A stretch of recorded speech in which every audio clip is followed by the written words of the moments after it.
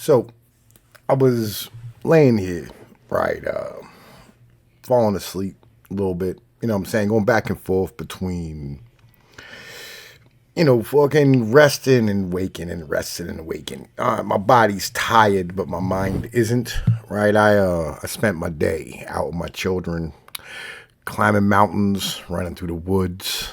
You know what I mean? Just enjoying my time, right, with my babies.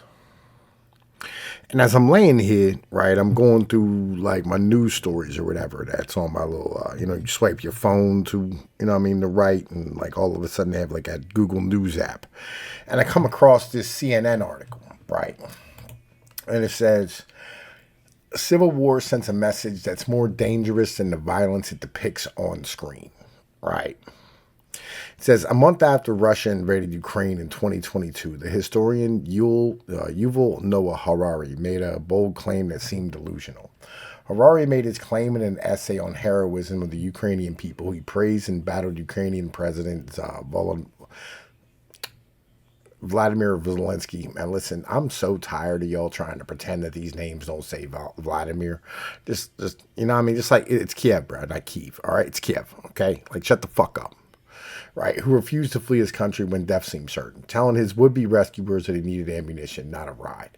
He marveled at the outnumbered Ukrainian soldiers on Snake Island who told a Russian warship to go fuck itself, and the civilians blocking Russian tanks with their bodies. Nations are ultimately built on these stories, said Harari, authors of Sapiens, A Brief History of Mankind. Each passing day adds more stories you Ukrainians will not only tell in the dark days ahead, but in the decades and generations to come. This is the stuff nations are built from. In the long run, these stories count for more than tanks. But there's another type of story that's gained traction in the U.S. The kind that can cause a nation to unravel. The new hit movie Civil War, which has earned more than $100 million worldwide at the box office, is the latest example of a disturbing trend. We no longer seem to know how to tell well-crafted stories that counter those that depict American democracy as doomed. In Civil War's Tanks Trample Democracy, the film depicts near-future America that has been torn apart by seceding regions and militia violence. It features a fascist leader in the White House, an attempted coup, and Americans casually killing one another in the streets. One critic called it writer Alex Garland's very in-your-face attempt to imagine the unimaginable in America. I mean, listen, like, electric boogaloo, motherfucker. You know what I'm saying? It's hard to imagine any other future for the United States when you consider the popularity of movies like Civil War. Most of the stories about the state of America that gain traction in popular cultures are the ones that end in its failure. They're the opposite of the hopeful, unifying stories any country needs to overcome tough times. Civil War is part of a growing entertainment genre that, to borrow a phrase from former President Donald Trump, could be called American Carnage. Dystopian movies and TV shows like The Walking Dead, The Purge, The Hunger Games, and The Handmaid's Tale, and The Last of Us all imagine a hellish future in America triggered by an environmental, political, or civic collapse. There's nothing wrong with dystopian thrillers, but they serve as a cautionary tales aren't as old as the Book of Revelation, but the messages they send may be more dangerous than the violence depicted on screen. The collapse of democracy is inevitable. Americans can never transcend their tribalism. Resistance is futile.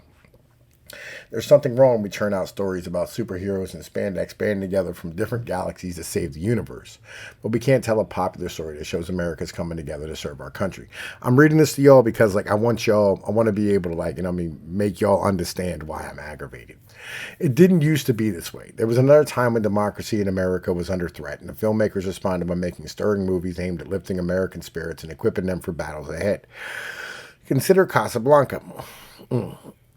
The classic 1942 film proves that you can tell a gripping story about patriotism without being sappy or boring. In the film, Humphrey Bogart plays Rick, the cynical owner of Moroccan nightclub in the onset of World War II.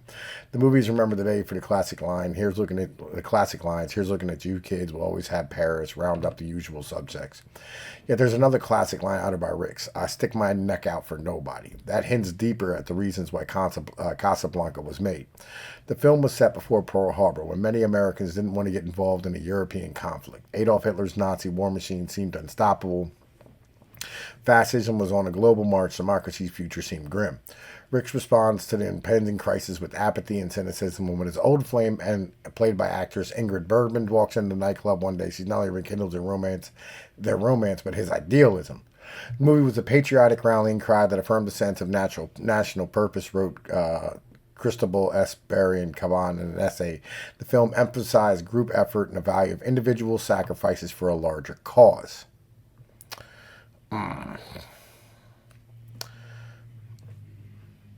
Individual sacrifices for a larger cause. I I don't I can't square inside my head, right? The idea of sacrificing for tomorrow again, right? How many generations are supposed to sacrifice? That's my question, right?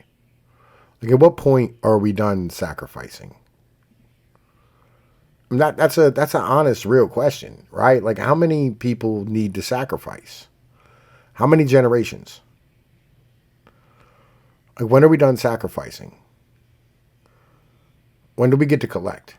I mean, I know the baby boomers are, right? Like, the baby boomers are collecting right now. You know what I'm saying? But what about the rest of us? Like, when do we get to have what we want? How long do we have to put aside, like, the things that matter to us, like family and community or ethnicity or culture or religion, all the things? Well, how long do we have to put these things to the side? Is this forever? Because I don't think that's I don't think that's how this works. I don't think this is something we should be doing.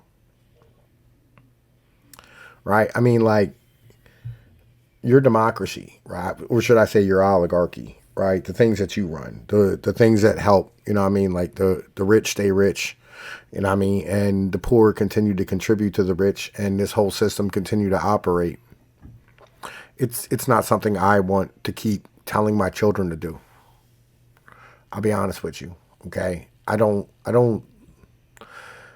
telling my children to go to school to be indoctrinated to lose all the things that, you know what I mean, their ancestors died for. Had their culture and their language and their dialects, their way of speech, their family's life, all these things ripped away from them. I'm gonna say no.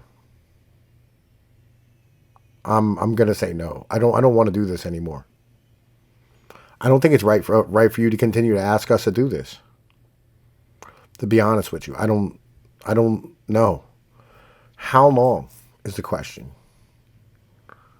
right? How long do we have to keep sacrificing? I mean, because this isn't my system, right? Like, I didn't set this up. I don't really benefit from it. Like, every generation now is more poor. You keep telling all of us that we have mental disorders because we don't fit in your fucking system as humans. You build a system that's anti-human.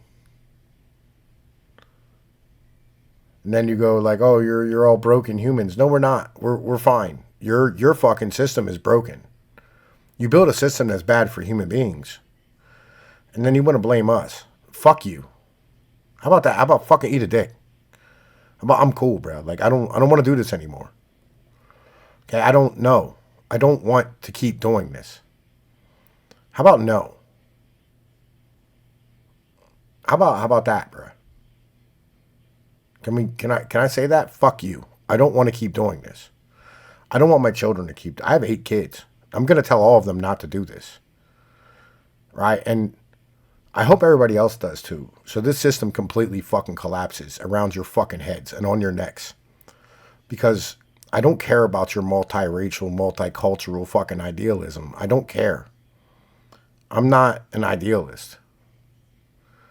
I want my children to be content, and I want them to be, like, fulfilled as humans. I want them to be happy. I want them not just not fuck happy. Happy's stupid. That's Disneyland bullshit. I want my kids to love themselves. My daughter is 5. She looked at me this weekend and she said, "Daddy, when I grow up, I'm gonna be a mommy." That's that's what a fucking little girl's supposed to say. You know that? That's what a little girl's supposed to say. You would have chastised her. You would have said, "You could be anything you want." I said, "Good. That's awesome. I hope you make grandkids, baby. I hope so. And I hope to be alive to meet them. Fuck your system. I'm good." A nation is the people. I don't care about this state. I don't care about this fucking government. I don't care about democracy. And I don't think many other people really do either. I think this is just idealistic bullshit for y'all to talk about. Keeping it all the way funky. Now look, I'm out, man. I'm gonna holla at y'all later. Go buy my soap. Links in the description. Peace.